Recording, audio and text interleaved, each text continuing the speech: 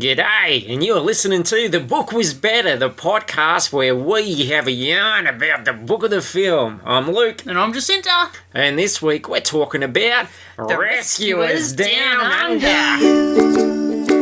Put down the popcorn and turn on the light. It's gonna be alright, my friend. In the end, take my hand and trust me, the book was better. Holy shit, how is this going to be for my blood pressure? Because let's be honest, as always happens, usually there's not the logistics. They don't allow both people to read the book in time. Yes. On this tight schedule. Absolutely. And you, Jacinta, you took the burden on this one. I did. Well, I guess I'm putting you through this, so I should be the one to shoulder most of the weight. Yeah, well, this is fantastic for me. Normally I have to read the book. I got a bit of a break, so the fact that we still get to do a show and I get a break is perfect. But anyone who listens to any of my podcasts will know that the portrayal of Australians, particularly in American culture, can sometimes rub me a little bit the wrong way. Mm-hmm. So I recall seeing this film probably about 20 years ago and deciding that I never really needed to see it again. Yes, I have not seen it for a very, very long time, though I did discover the other day that I actually own it. And not only do I own it on Blu-ray, so I can watch this in high definition should I wish. I haven't wished up to this point. I do enjoy the original Rescuers. I was a fan of that as a kid. But I'd seen Rescuers Down Under before I'd seen The Rescuers, because I think The Rescuers was a really early one, and I just never had the opportunity to see it. I had the book of it and everything, but Rescuers Down Under was my prime rescuer introduction. And I feel like this comes out in an era when, it's pre-internet, so we're not as much of a global community where Australians and English people and Americans and people from all over the world all frequently chat and learn about each other. So if the title wasn't a dead enough giveaway, this is that sort of fetishization of Australia, isn't it? Mm-hmm. Because I don't say Down Under. I don't know anyone that says Down Under. Well, in a non-ironic fashion. Yeah. I can't stand it. Mm-hmm. So anyway, let's see how we go. Maybe I'll find something in this. I haven't read your notes. Okay. I'm going in completely fresh, and let's see how I feel at the end of it. So you've got a little bit of a summary here, which is not a bad idea. We should probably do this in all the shows, but we don't. Is this the blurb? Oh, it is, yes. I'm just so used to doing the Book Was Better TV notes that I've just done the same format. I think it's smart, actually, because I find a lot of the time I'm picking notes in order to try and introduce all the main concepts. Here are the characters, here's this. But that brief little summary at the beginning sets the scene. Yeah. Perfect. Well, there we go. Have I picked it up and incorporated it into the regular show? No, I haven't, but maybe I will. Bernard and Miss Bianca, the top mouse agents with the Rescue Aid Society, are on their most difficult mission ever. They've been sent to Australia to rescue a boy who's been kidnapped by the evil poacher, Percival McLeach. McLeach wants to find a rare golden eagle, and the boy, Cody, is the only one who knows where it is. Will Bernard and Miss Bianca be able to stop the poacher from carrying out his cruel plans, or will McLeach and his 6-foot-long lizard Joanna have the last laugh? Is Joanna a goanna? She sure is. Win. Already, talking about this young boy, Cody, who's the only one who knows where this eagle is, doesn't that take you back to when we did Paper Planes? And what was his name? Sam? No, well... Mecca? Yeah. What, like the friend? The kid. The kid. The main kid. I can't remember his name. Cobber? Digger? Little Cobbs? Battler? He communicated with an eagle too, because I think that's the thing about Australians. We have I think Paul Hogan proved this in Crocodile Dundee when didn't he hypnotise buffalo or something? Yeah, something not completely dissimilar does happen in this. Yeah, so we certainly have animal powers, just like Aquaman can control. Aquaman can speak to the fish. Yeah.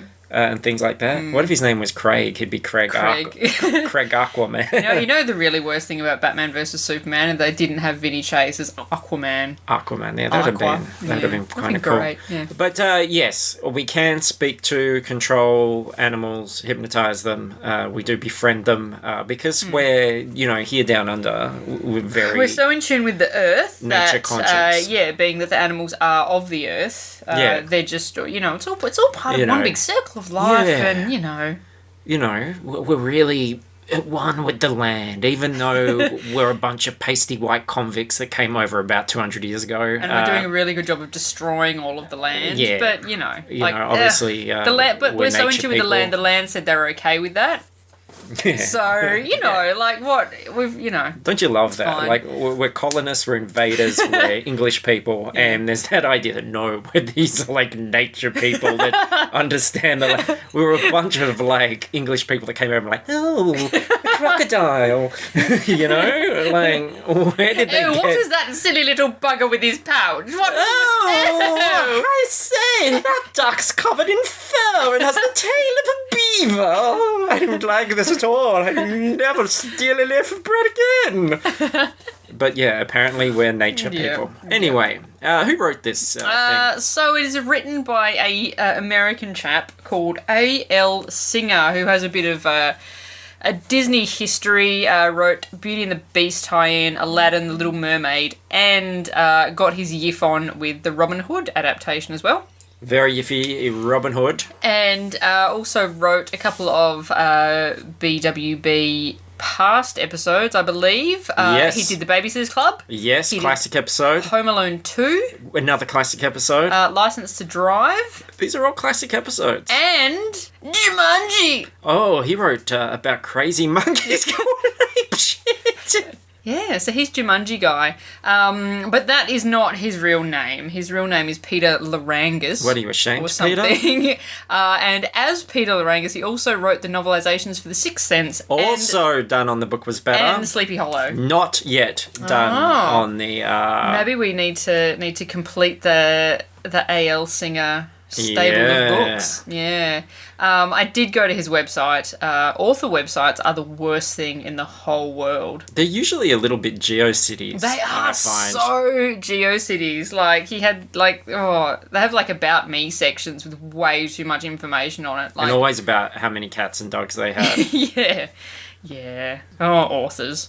Okay, so shall we get straight into this thing, I say, after sure. not getting straight into it for a while? Here is the beginning.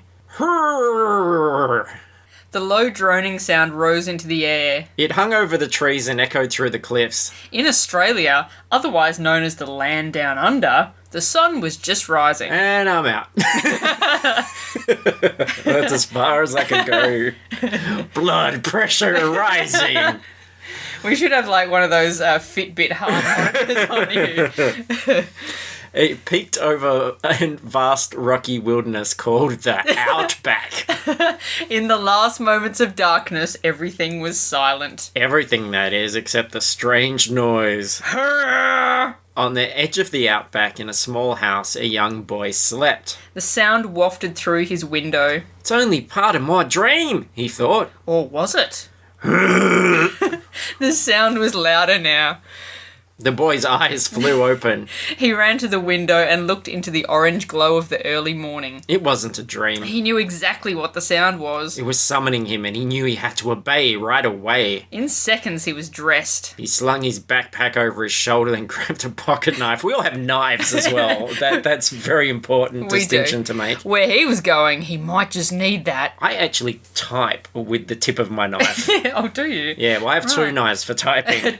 Yeah, I just hammer at the keyboard like Bishop in Aliens. Where he was going, he might just... Yeah, we did that one. Okay. He tiptoed past the kitchen. His mother was making breakfast, her back towards him. He might make it to the door if he was quiet enough. No such luck. Cody, she asked? Yeah, Mom, Cody replied. That's problematic. That is very problematic. What about breakfast? Cody said, I've got sandwiches in my pack. Be home for supper. No worries, Mom. Cody ran out the door. He sped through the outback towards the sound. You know, like... The outback is not a thing. It's not a place. It's not just like a specific little place. It's like a suburb, the outback. Along the way, friends joined him, a flock of birds, an echidna named Nelson, and a family of small wombats. I mean, look, you go out into the outback, animals are fucking everywhere. You'll trip over Like, them. everybody is like Snow White as soon as they walk out the door. Well, like, we are just bombarded with fucking animals. We have an all affinity the with time. them. Cody loved the animals of the outback, and they loved him too. Now that when there was an emergency, they were gathering to help him. I know, Cody yelled. I'm coming. Cody and his friends crashed through bushes. They hopped over logs. They swung from tree limbs. At the end of their journey was a clearing. And in the centre of it, a kangaroo was blowing into a hollow branch of a fallen log. So this kangaroo has created a didgeridoo out of a hollow branch. Brilliant. Came the alarm for the last time. So that was what this sound was. It's the didgeridoo. Yes. The kangaroo looked up at Cody with relief. Who's been caught, Faloo? Cody asked. The animals looked at Faloo expectantly. You don't know her, Cody, the kangaroo replied. Her name is Marahoot, the great golden eagle. I've got so many friends called Faloo. Yeah. That's just like Baloo with an F at the front. It absolutely is. And there's a weird lack of consistency. Some of the animals can talk, and some of them can't. Now, So it's a bit of the goofy Pluto kind of thing again. My recollection of this is that this boy, Cody, actually has an American accent in this film. I don't remember. I think I remember thinking that at the time. Yeah, like, why is this kid American? Yeah, I looked through the IMDb. There was only one Australian actor. And that's the bad guy. I think that's McLeach, Yeah, he's from Melbourne or something. But I'm sure he's, like, turning it up a couple of notches. I'm sure. So, He probably went into the sound booth and they went, look, mate, can you just be more Australian? And he's like, oh, Christ. It's one of those funny things, isn't it? Because, you know, it doesn't hit you until it happens in your own home, by which I mean down under the outback. But, you know, I have to drive through the outback to get home from your house every day. I feel like every time, even when you exit the front door, you're in the outback. Yeah. So, and you're also down under. Yeah. Like you watch Jungle Book, Mowgli's got an American accent, don't think twice. You watch Aladdin, Aladdin's got an American accent, don't think twice. You watch Rescuers Down Under, Cody's got an American accent, and you're like, hang on a minute. So, you know, when it's your country, you really notice that. Yes. It's pretty lazy of Disney. I even found that, I think the first times, it was around this time it started to really hit me. Like, I remember seeing Tarzan, which I don't like either. And thinking, like, why is this elephant like Rosie O'Donnell? You know? I don't think I've even seen Tarzan. Typecast. They just, like, the jungle animals don't have that kind of interesting nobility. Instead, it's like they've got this crass kind of Brooklyn accent. And it was like, oh, Disney's really going off the rails. Which is a huge testament to Disney, because they brought it back. Now they're making, like, consistently the most amazing animated films. So, you know, credit to them. But, I think there was some shaky times around the 90s, particularly. After that, obviously, they did Lion King, Little Mermaid. It was huge. They had this big renaissance, Beauty and the Beast. And then I feel like it kind of started to drift again. With when was Dinosaur was late 90s, wasn't it? Yeah, it would be after Toy Story. So what happens next? So Cody rides Faloo to where the eagle is caught. She's caught somehow. And then he climbs up the rock face on the cliff to find out where she is. He rides a kangaroo. How does he not do this? Not in the pouch, I don't think. Good. That's all mucusy. Yeah, pretty sure he jumps on the back of the kangaroo. Okay. Yeah. Consensual, I assume. Well, yeah, I mean, Faloo can speak, so Faloo can give, verbal consent. He didn't reach around and just put his fingers in the pouch while he was riding the back. If he did, it wasn't specified in the novel, no. I would have given that a shot. So Cody lifted himself up and peered over the side. For the moment, he forgot about the wind. He forgot that he was hanging on for dear life. Hey, where's Ernie? Nothing else mattered but what he saw. Marahoot. The word came out of his mouth like a whispered prayer. Cody loved all animals, but he had never seen one as beautiful as this. Her long feathers shone like spun gold. Her beak curved regally. And he could not wait to stick his dick in her. Is that where this thing's going? I think so, yeah. So Cody falls off the cliff like an absolute dickhead, but... He's probably drunk. probably he's Australian, but he's saved by Marahoot, the sexy eagle, who takes him back to her little love nest for something really sexy, probably. Nice nest, Marahoot. How do you like your eggs? Fertilized? Just then, Marahoot's wings swept around him, pulling him towards the nest. His eyes lit up when he saw the eggs inside. "You're a mom," he said. "Are they going to hatch soon?" You're a mum, fuck you. Marahoot nodded proudly. "Where's the daddy eagle?" Cody asked. You're the daddy, Cody. When he saw Marahoot's sad expression, he reached out to pat her head. He knew just how she felt. "My dad's gone too," he said gently. Even eagles have deadbeat dads. Yeah, I'm pretty sure the last, because this is starting to become a bit of a thing. We always do Australian movie stories on here. You're the one that I'm going to get for the Australian thing. Yeah, so the last Australian story that we read where there wasn't like a physically or emotionally absent father was probably the Silver Brumby. Yarraman the stallion knew how to fucking parent. He knew how to fight, didn't he? Yeah. God, he was beat the shit out of that Brolga. He was a maniac. He was. What do we call the Brolga? The Bogan. Oh, the Bogan. Yeah, shit. So, a few huge feathers that had been lining the nest blew past Cody. He grabbed one and began playing with it, but quickly put it back. Sounds a bit 50 Shades. Marahoot turned her. Well, we would say probably Hoot, wouldn't we? Because we use the soft U. We don't replace everything with a double O. Marahoot turned her head to the nest and grabbed the feather in her beak. Slowly she held it out to Cody. It was her gift to him, a way of saying thank you. Yeah, well, I mean, it's quite common for people to just peel off layers of their skin to give to people as a thank you gift. You can't tickle your balls with a layer of skin. Oh my god. So Cody heads back towards home, spilling over with happiness. And he hears a bell ringing in the forest, which turns out to be from a little trapped mouse. Like a marsupial. Marsupial mouse? Oh, there's an example where we do the double O-U. Marsupial. Oh, yeah. There you go. So you just... Undermined. Yeah, just undermined everything. Blood pressure. Lowering. I don't know. I think it was a little grey mouse, but I think it was a marsupially-ish mouse. I didn't ask what colour it was, love. I was inquiring about its pouch. Don't worry, Cody said. I'll get you loose. Oh, Cody. He doesn't talk like a little Australian kid. No. He should be like, "Oh, crikey, this little mouse is fingered. Let me get you out of there, you dickhead." "It's a trap," the mouse shouted. But it was too late. As soon as Cody touched the twig, the ground gave way. He and the mouse plunged head over heels into a deep hole. So he's head first into a deep, damp hole in the bush, which is every young boy's dream, as far as I know. Absolutely. Caught in a honey trap. So Cody meets the owner of the trap and his little friend. Grrr. The face was leathery and fierce with a long tapered snout. As it growled, a forked tongue darted out. Cody recognised it straight away, a type of lizard called goanna. What about called a goanna? Yeah. And that's not a typo, that is literally how it is. And it was huge.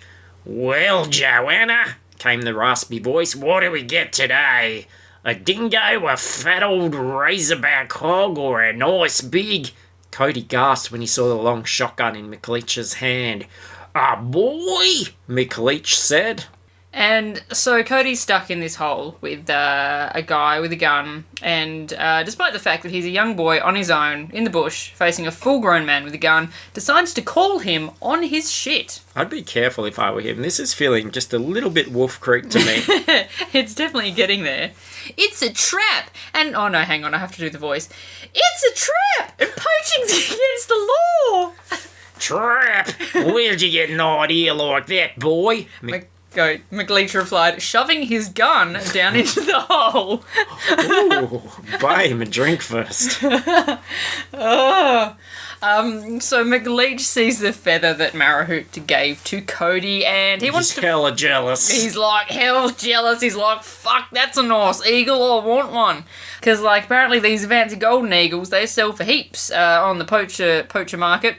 In Poacher Town. Poach Town. Just turn left at the end of Fury Road. Yep. And he reveals to Cody that he has already killed the shit out of Marahoot's bloke. The bastard. And he wants to turn those little orphan baby eggs into the best omelette that anybody has ever seen. He wouldn't poach the eggs? I don't know, maybe. He is a poacher. So Cody tells him to get fucked. Get fucked. Get fucked! And so, dickhead. and so McLeach threatens to throw him over a cliff, but instead carts him off in his big old pedo wagon. Gonna put him in a pit in his shed. The Bushwhacker was the meanest looking vehicle in the outback. That was my nickname in high school. Instead of a front bumper, it had a huge metal claw.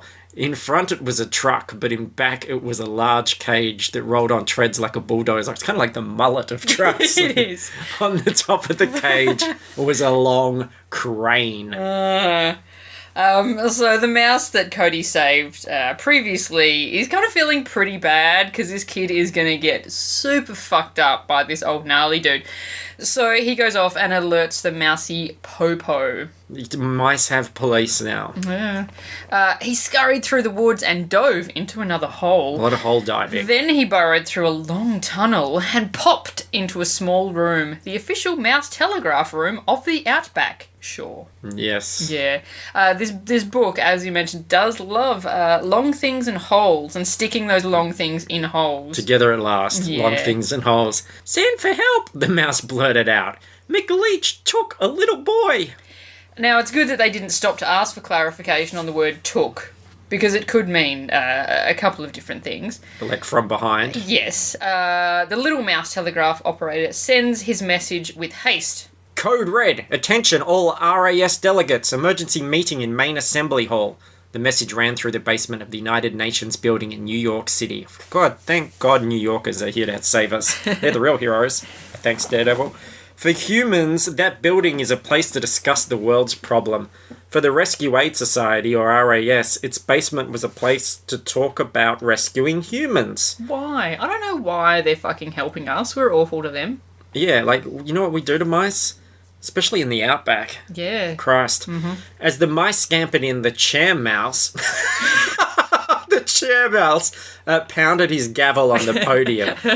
There has been a kidnapping in Australia, he announced. A young boy needs our help. It's going to take us a while to get there, though. Yeah, we're only mice. Let's hope. Let's hope he's going to be okay for like a week. I'm going to find a skeleton hanging like a wind chime from a gum tree. The mice began to murmur, but the chair mouse continued. This mission will require our very finest, and I know we are all thinking of the same two mice. He looked around for Bernard and Miss Bianca. Bernard was a rough-and-tumble pantry mouse, fat is what they mean there, Yeah. who was in love with the elegant Miss Bianca. She's not in love with him back? They never really specify that. Interesting. Together, the two of them had performed feats of bravery no one else would dare to try. But today, their seats were empty. I wonder what a male and female mouse could be getting up to by themselves. I don't think they wore pants. They didn't wear pants, no. Easy access. In a restaurant in the same building, Bernard fiddled with his fork. Oh, not in public, Bernard.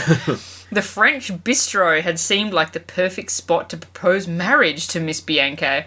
It was hidden on top of a crystal chandelier in a human restaurant, and it had a romantic view of the city. The food was prepared by insects who took it from the humans below, so it had to be good. Yikes. So I was going to say that it was complete balls that... Because, okay, so they're in the United Nations building. Yep. Now, they're saying that in a restaurant in the same building, this is taking place. And I'm like, why the fuck is there a restaurant in the United Nations building? Like, that seems to be, like, a fairly secure kind of place. They wouldn't necessarily wanting to be letting the regular people in to eat food there. That seems not very safe. And it isn't just for the people that work there? It is. No. Okay. So Yep. I've Googled this. Okay. It turns out it is a fucking restaurant that you can just go to.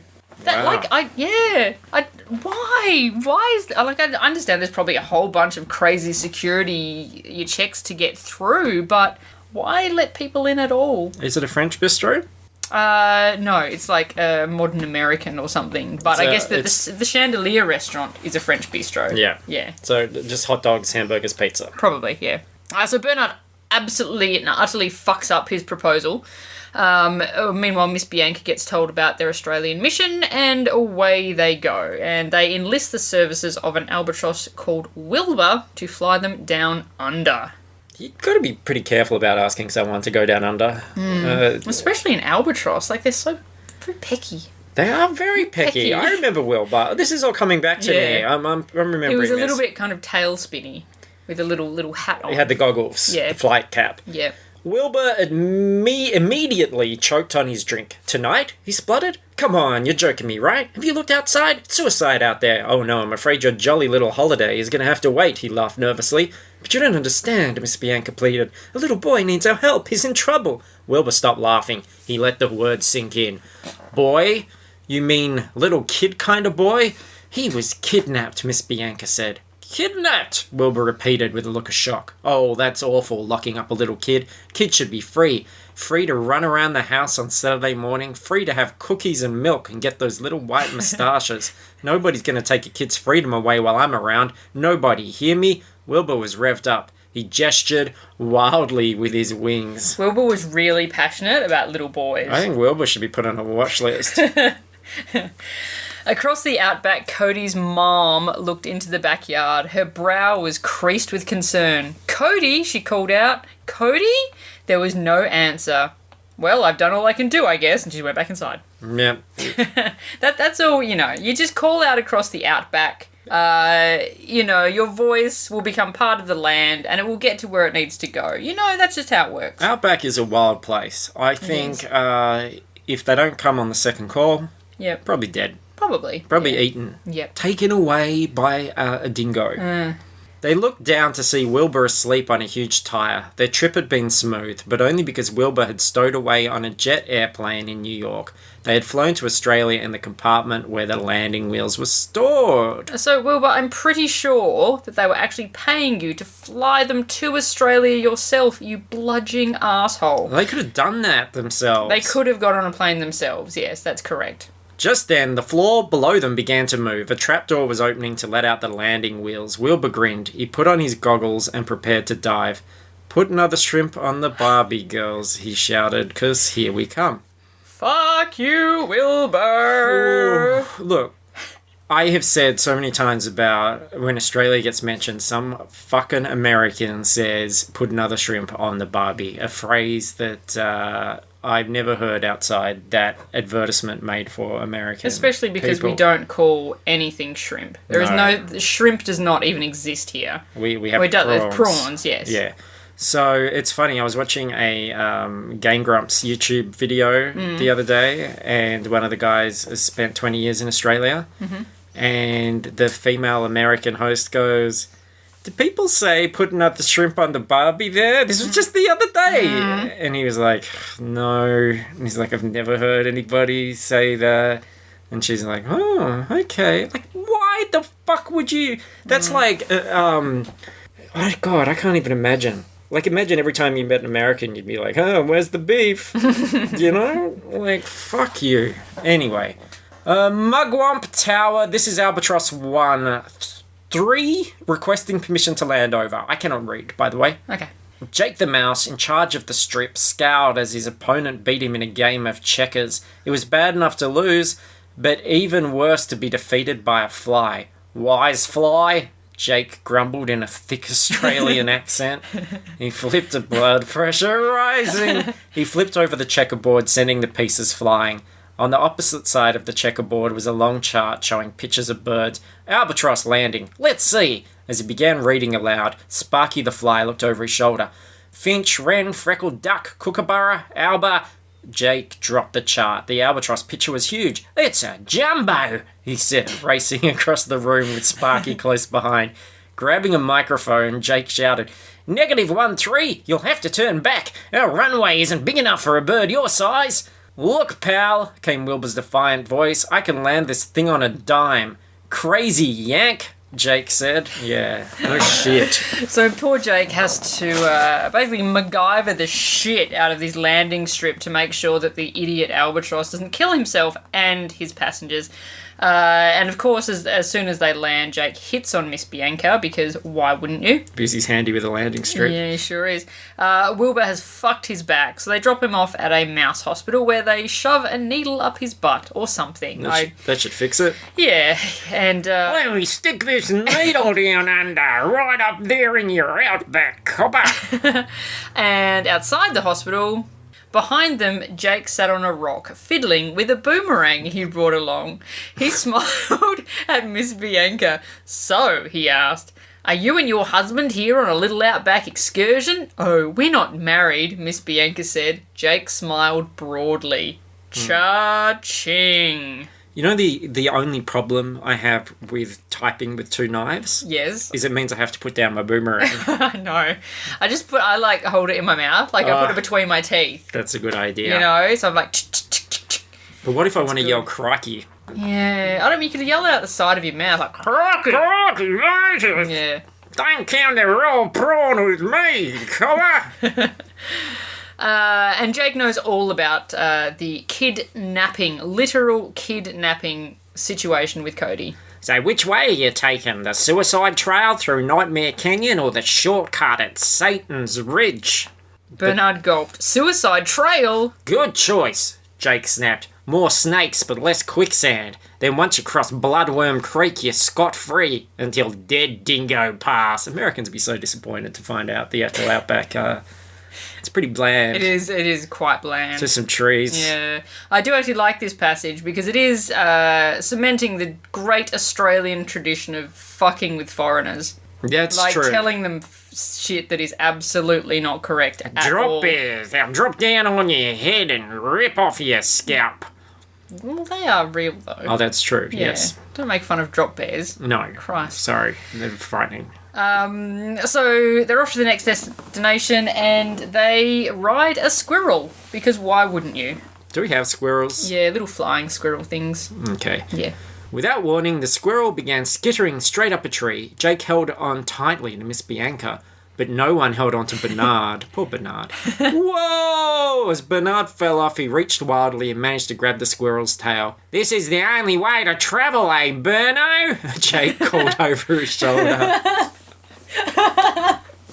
Oh, Jake. So McLeach, we're back with McLeach and Cody, and he's being a total creep, and he's throwing knives and stuff at the poor kid to get him to remember where the Golden Eagle is, because, you know, that would jog your memory. Having knives thrown at your skull. You're looking around in your house, in your little Australian hut, thinking, what have I got a lot of that I can throw? Knives!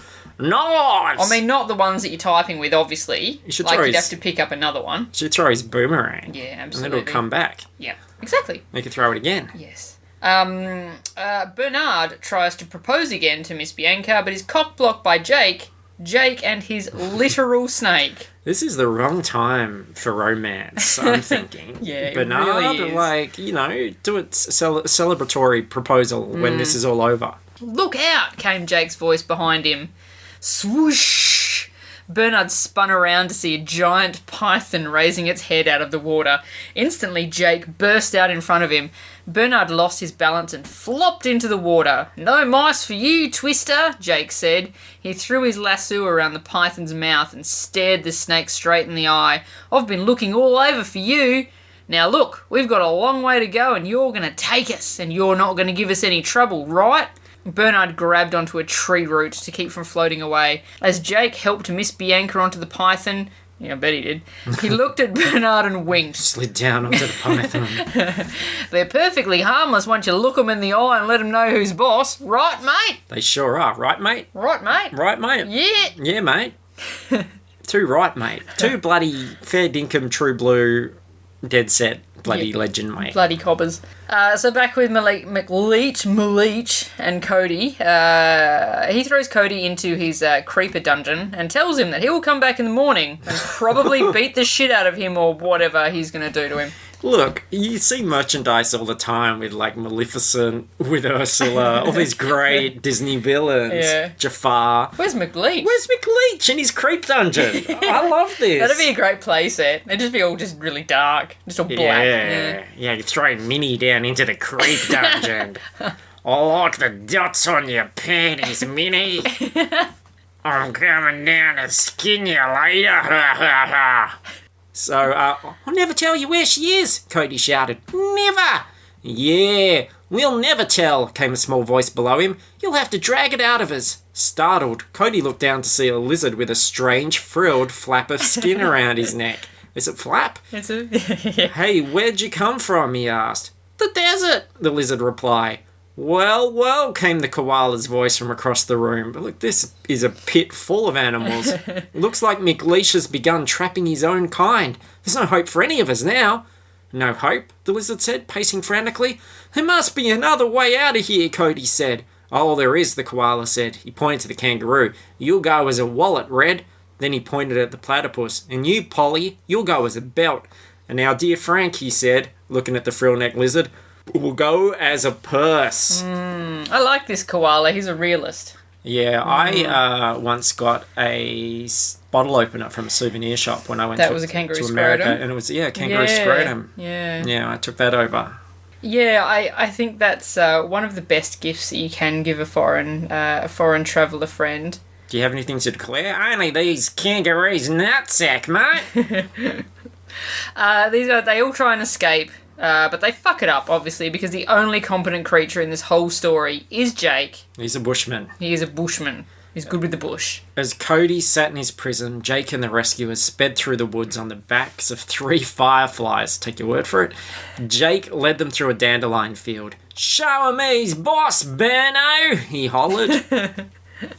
Wilbur is still in hospital where they are trying to cure his back problem with a chainsaw. Oh, look, America's in no position to criticise our medical system. And look, having spent a little bit of this book with Wilbur, I would happily fix his back with a chainsaw too. I'd fix his dirty shrimp Barbie mouth with a chainsaw.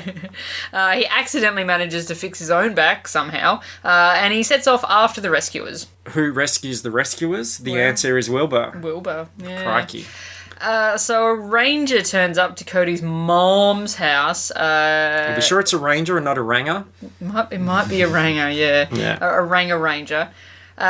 Takes Cody's backpack to Cody's mum, and it's pretty chewed up, so it suggests that maybe a dingo did in fact take her baby. At least babies are renewable resources. They are. You can can always it's 9 months, another one. pop another one out. Easy. And they're cute again too. Yeah, exactly. McLeach. Maybe we should just call him McLeach. I can't say McLeach today. McLeach. He comes up with a fucking genius idea to get Cody to talk.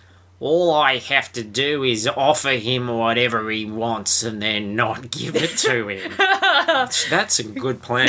That is criminals operating at a high level. I'll give you $1,000 if you suck my dick. Oh, sorry. Psych. I don't have $1,000. Runs away. So another escape is attempted, but because they are useless and not Jake, it fucks up again and McLeach catches them.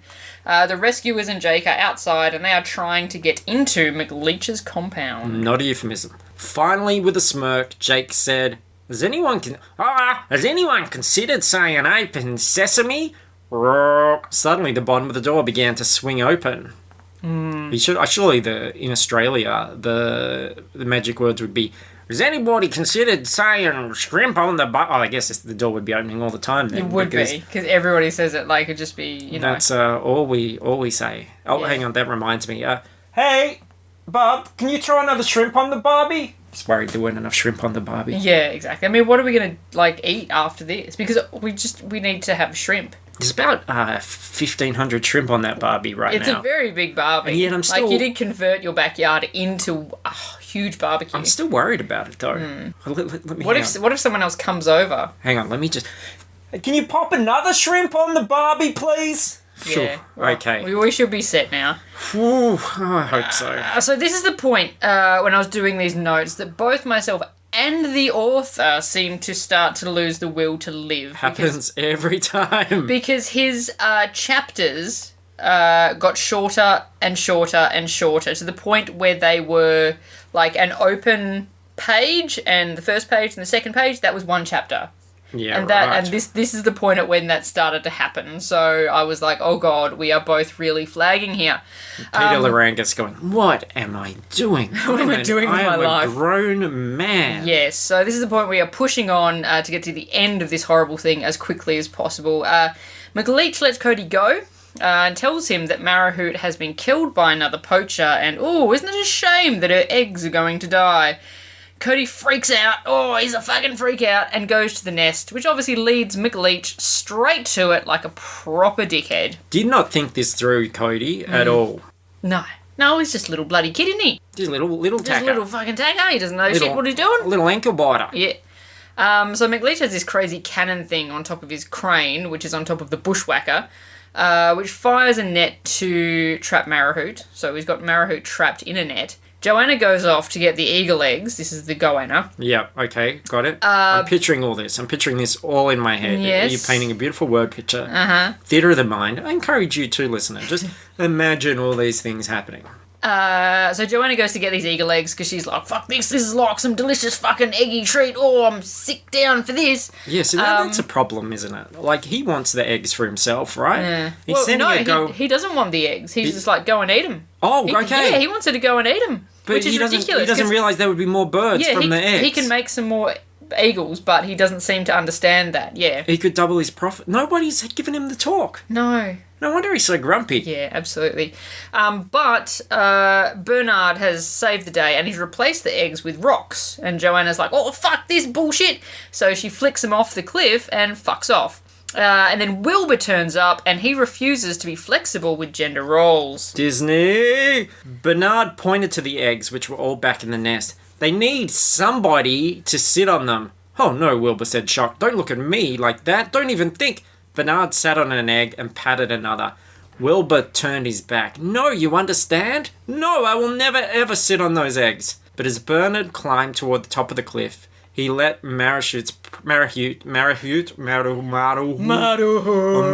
Steve's precious eggs, warmly covered by albatross air, the finest fleet on two webbed feet.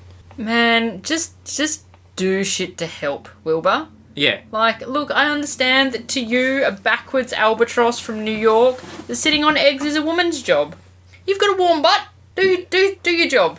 I am actually quite interested in this because I think that not incubating and sitting on eggs. That's what I'm talking about. But I thought Jake was going to be really problematic for me. I thought that perhaps he would use that kind of really overwritten Australian language where they're not really using phrases correctly and stuff. But so far, not only has he been pretty mild, yes, I think he's a pretty likeable chap. He is. With his his Burno. Come on, Burno. Burno, he's just trying to be friends with everybody and he's like pretty capable and shit. Pretty and great. He's like pretty good. Whereas Wilbur is kind of the ugly American tourist who comes over here. Crashes through everything. Yeah, just has bitched and complained about everything. Won't pull his weight. Won't help a mate out. No mateship. And obviously Jake, he's like a little kangaroo mouse, which is the actual type of mouse that he is. I imagine that to the very small kind of slice of children that may have seen this when they were younger, it obviously wasn't as widely distributed as, say, something like Robin Hood. Yeah. But I wouldn't be surprised if any very young children had a minor sexual awakening over Jake. He's a good-looking little mouse. I feel it was widely distributed. I don't think there are Disney movies that aren't.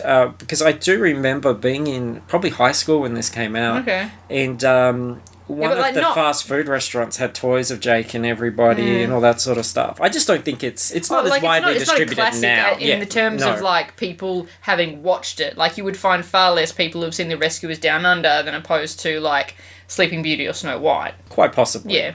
Bernard recognised it. Hang on. I'm jumping too far. What did he recognise? Fucking excited I'm to confused get now. to the end of this. What did he? All right, see? So Bernard, he goes after the others because they're stuck with the net and Marahoot and everything. So it's Jake, Miss Bianca, Cody, and Marahoot are all stuck together in this net, or a cage, or something. Anyway, they're with McLeach. So he's like, what the fuck am I going to do? And he finds a pig. Bernard finds a pig. He finds a pig. Bernard recognised it, the pig, a razorback hog, and it might just be the answer to his problem. He walked over to it timidly. Those tusks looked sharp, and what if it woke up and attacked? Then he'd really be of no help to Miss Bianca. The thought of Miss Bianca gave Bernard new strength. If he didn't do something, he'd never forgive himself. He remembered the way Jake had handled the python. No comment. Then, taking a deep breath, he reached out and grabbed the razorback's tusks. He stared the razorback in the eye. Now look, I've got a long way to go, he said. You're going to get me there, and you're not going to give me any trouble, right? To his amazement, the razorback whined and nodded. Good, Bernard said, climbing on top of him. Now, git. Why doesn't this razorback talk? Why isn't this razorback a comical talking Don't know. animal? No. I kept wondering what the hell that noise was. I think there's a cat down in there. Okay. Are you a cat in there? We didn't flush the cats out of the room before we started. I think there's a cat in there. Ah, mystery cat. That's weird. Yes. So, yeah, the razorback. Yeah. Like, I think that would be a great role for, like, Ray, Alf Stewart. Oh, Raymar? Raymar, yeah. Yeah, absolutely. Yeah, for Oh, sure. I'm a bloody flaming razorback house. It'd be great. Yeah, it's good. So, McLeach, once again, he's like, he loves threatening dropping Cody into rivers and shit. So he's about to drop Cody into a crocodile-infested river. Which is every river. Which is all of them, honestly. Yeah. Like, I can't even drive over the river to get here without having crocodiles jumping up and snapping my car. No shit, the other night I was brushing my teeth, turned on the tap, little crocodile came out. Fuck me. Yeah. Nearly bit my toothbrush in half. What a pain. But somehow Bernard's turned up with this razorback and somehow used the razorback in an unexplained fashion to disable the crane. He then steals the keys, punches the shit out of Joanna, but he fucks it up and he, Joanna, and McLeach all fall into Crocodile River. This sounds actually pretty exciting. I kind of want to watch this now. Then Cody's rope breaks and he's in the fucking Croc River too. What a shit show. It's all gone to pot. It is all gone to pot. Totally pear-shaped. Absolutely. And so Bernard and Cody manage to get to the edge of the river and they grab onto a tree root. Ironic, because it sounds to me like they're rooted. They are rooted as. McLeach, however... Farther down the river, McLeach fought off the crocodiles with his bare hands. No, no, he cried. Get back, get away. To his surprise, the crocs seemed to obey, of course. That's the talent we have. Absolutely. All together, they dove under the water and swam back upstream. A smile came across McLeach's face. A great place for a smile. Go on, run, you yellow-bellied crocs, he called out. I whooped ya. You'll think twice before... On the opposite bank, Joanna was waving at him slowly. McLeach didn't like the look on her face, like somebody saying goodbye to a loved one forever. He spun around in the water, his eyes bulged open. Now he knew why the crocs had swum away. Now he understood the look on Joanna's face. He was heading for Croc Falls. I don't like the sound of this at all. As he was flung over the falls, his scream was lost in the rushing water. Cody breathed a sigh of relief. Now all he had to do was swim for the root and crack. Too late. The root ripped out of the riverbank. In an instant, Cody was racing toward the waterfall with Bernard close behind him. So Cody, as a young boy, gets his first experience with a shit root. It's always the way. So is McLeach dead now? He's dead. Crikey. He's dead as a dead dingo's donger. I love some statistics on how many Disney villains have fallen to their death. Like, they never get murdered by the heroes. No, you never see them. Well, I guess, Lion King's obviously not a... Oh, Scar falls, doesn't he? Yeah, how many movies do you reckon there's that thing? Because, like, this is what happens in Hunchback, for example, and it's in a billion movies, where the villain starts to fall and the hero grabs them.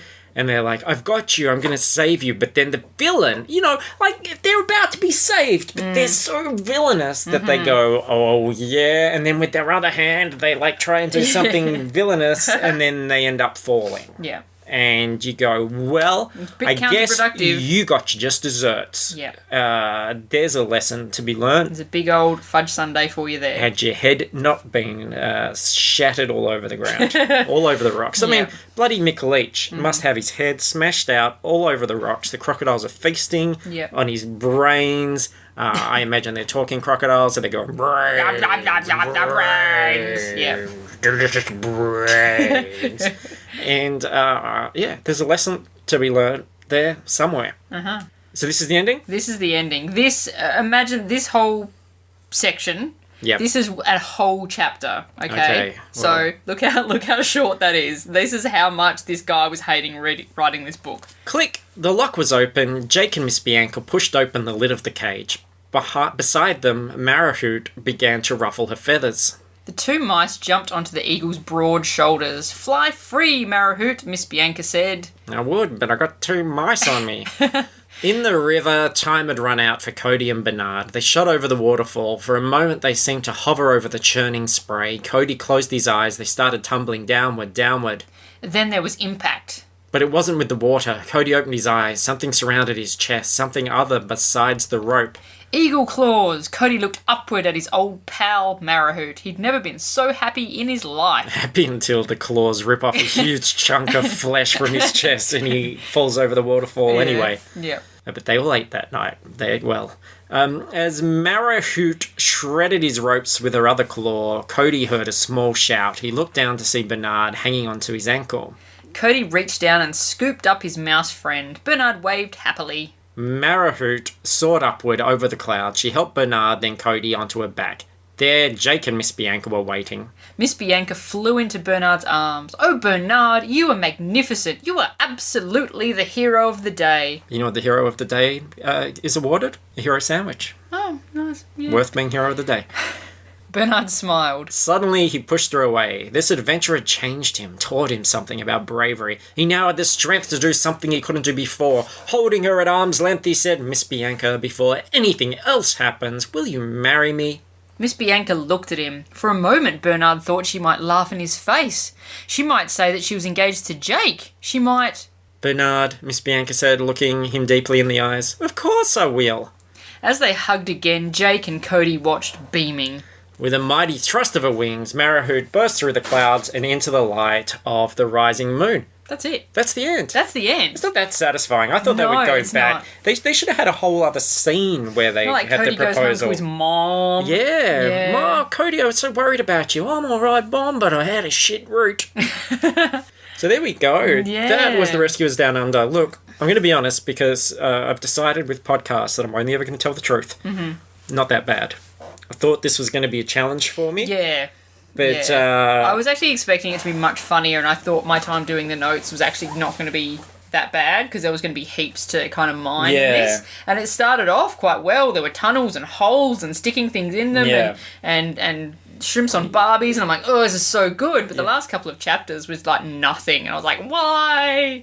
No, look, it sounds to me like a pretty solid adventure story for the Tackers. And, hey, you can't argue with that. You cannot, no. And it just goes to show, you don't have to be a lion or a wolf or even a wily fox to make a difference That's in the right. world. You can be a tiny mouse. A little mouse. Yep. I reckon like... Doing your best. Yeah, and If it just you goes to do show, your best. like if a little mouse can save the day and get married, then like fucking anybody can be anything they want. Absolutely. So... Yeah. So sadly, with reviews... Women could wear pants. Women could wear Or vote. pants. You can't do the reviews yet. I've got to ask you a question. Oh, okay. Jesus don't we do that Christ. afterwards? No, we don't. Just try and change the format to suit yourself. You're just like Batman in Batman v Superman. You were trying to force the world to make sense. God damn it. Stop it. Actually, I must say, while I was doing these notes, I was listening to the Batman v Superman soundtrack on repeat. So I felt very powerful. I'd like to see while I was one of doing these action scenes cut together with the Batman Superman with the soundtrack. Wonder Woman guitars. Yeah. I listened to it the other day as well. Yeah. Yeah. Really good. By the other day, I mean yesterday. Yeah. Yeah, good stuff. Good on you, junkie. Not bad for a junkie. Yeah. Hanging They're out good for a fix. something. Yeah, okay, so I've got to ask you this question, and the question is, will Will you marry me? No, the question is, was the book better? I'm engaged to Jake. Was the book better? I don't remember, so I'm gonna say no. No, of course it's not. Like Disney animation, you got to watch the animation. Yeah. Even like if you just turn the sound down, it would be. That's probably the way to do this. Just turn the sound down and just watch the just adventure. Do your own voice. You don't have to top. listen to the Barbies and the Shrimps and the Down Unders and That's the right. Outbacks and the Moms. You Yeah. just watch the beautiful Disney animation. Fanciful animals saving the day. Perfect. The book was not better. Film wins. Okay, now you can talk about reviews All right, so there wasn't any.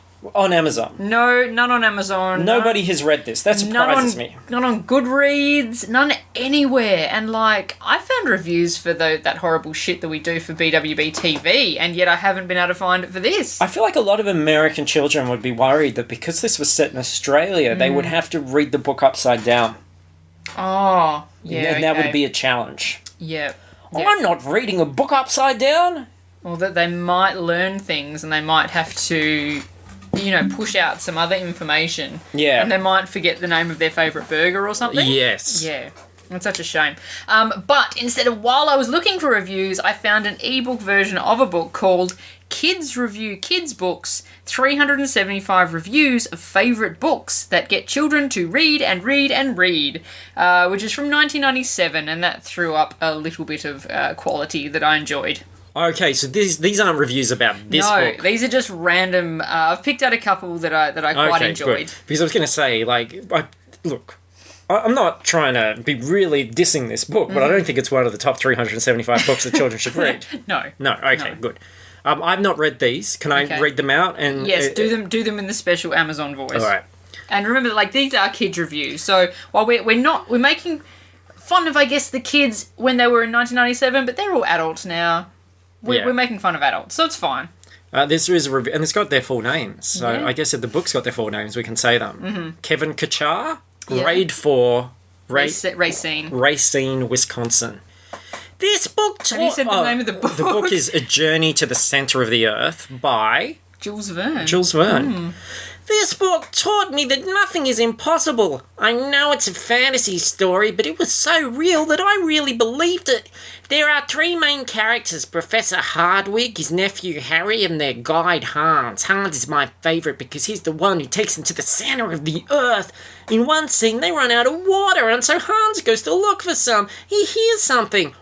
Water! Unfortunately, it's covered by a rock wall, so Hans takes a crowbar and hits it. Finally, water comes gushing out. That was cool! This book made me realise there is always something left to accomplish. The challenge is out there, so never think there is nothing new to try. Believe me, there is! Thanks to that 9-year-old for telling me that there's still things to try in the world. Yeah, 9. What has this kid done? And that's not a review, just telling you about one scene that happens. Yeah. He didn't give his opinion on this. Oh, he said it was cool. Yeah, he said that scene was cool. Yeah. Yeah. I thought he meant the water was cool. Maybe that too. Though I guess if they're centre of the earth, the temperature would be hotter and it would be warm water. All right, there's 3 of these. This one, Yeah. I haven't read this book, The Trumpet of the Swan by E.B. White. Who was the author of Charlotte's Web? Yes, delicious pig, it's said in The Cobweb. The Trumpet of the Swan, is that kind of like... It's like Swan Lake when she extends the leg right back. I've never seen a pale ballerina go so red. Would you like to read about a swan? Who reviewed it, Luke? Oh, Sarah Yin. Grade 3. Well, why don't you do this bit All right. and I'll do this bit. So Okay. review by Sarah Yin, grade 3, Philadelphia, Pennsylvania. Would you like to read about a swan? It carries a money bag, medal, chalkboard, chalk, and a trumpet on his neck? Then The Trumpet of the Swan is just the book for you. It does. It brings together all the things I've been wanting to read about. Here's about the unpredictable adventures of Lewis, a swan who is well known for his peculiar talents, but none of Lewis's fans know about his disability, except for a 4th grader named Sam. Have fun travelling with Lewis through his incredible adventures, and you'll discover what remarkable things this special Swan can do. This book deserves to be on everyone's bookshelf. I gotta say, they've hooked me in. What's his disability? Did you look it up? I don't know. I have no idea. I was like, what the fuck? Maybe he's got one leg. Maybe he turns into a person. I don't even know. No, but no. he's got a money bag and a medal, so it can't all be bad. Turning into a person is not a disability. People are awesome. I I've been one for a long time myself. Well, some people would be. Look, if you only had one leg, then everyone would know. They'd go, "Oh, you only got one leg, you dickhead!" But only Sam knew. So it has to be something more personal. He's like missing his cloaca or something. I think it's IBS. It's not really a disability, though, is it? Crohn's? Crohn's. Yeah? Still not technically disabilities. Okay. Maybe he's just a little slow. That's why he's trumpeting all the time. He's got so much gas in his bowel. All right. Yeah, and he's got like a chalkboard and chalk, maybe so that he can communicate. He has to write things down. But swans can't speak or write. Well, maybe in this universe that they can. I got to read this book. And last one. Last one is called Dead Wrong by Alida E. Young, and the review is by Bonita Hernandez, grade 5, Colorado Springs in Colorado. Let me tell you about the gripping book I read. In Dead Wrong, a girl named Stacy has a big brother called Matt. Matt takes steroids to get big and strong so he can win a scholarship. Steroids are a kind of drug. Read this book to find out a terrible thing that happens to Matt and his sister. His penis gets incredibly small. This book teaches you not to use drugs. I like this book because it made me realize we can win. Maybe not a scholarship, but life. Yeah, these are some pretty tuned-in kids, aren't they? Sure are. Very little philosophers, I like to call them. Very in tune with the world around them. Yeah, because it was an ebook preview, it obviously wasn't. It cut out a big chunk of the book. 'Cause it doesn't, it wants to give you a taster of the book. And I thought, man, I kind of want to read the rest of these reviews, but not an easy book to find. No. To purchase. No. So I imagine sadly, because it's so popular. Surely.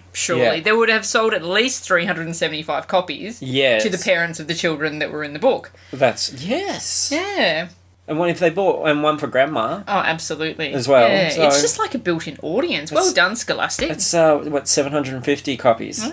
At least. Easy. So, yeah, maybe... well, what about Auntie Joan?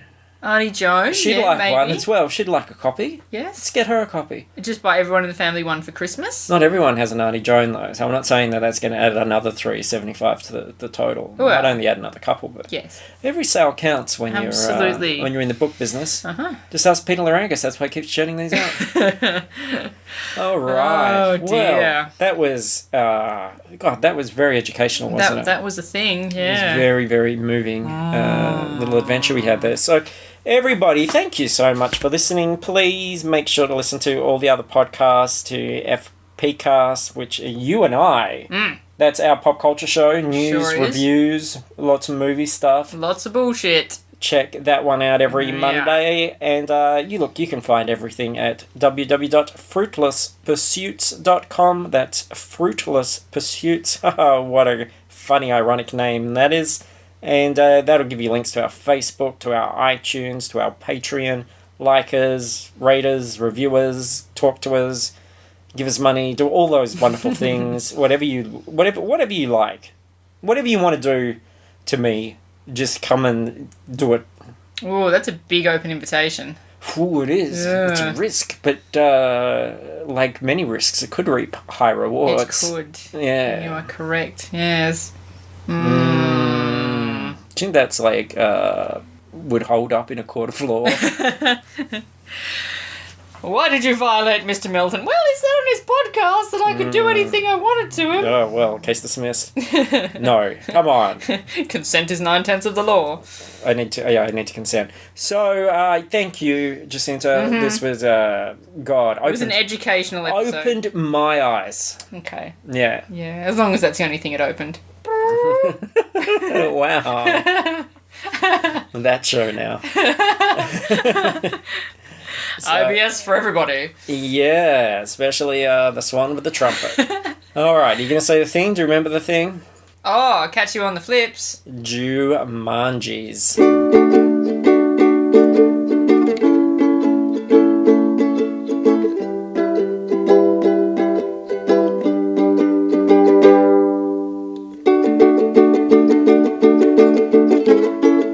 Bye.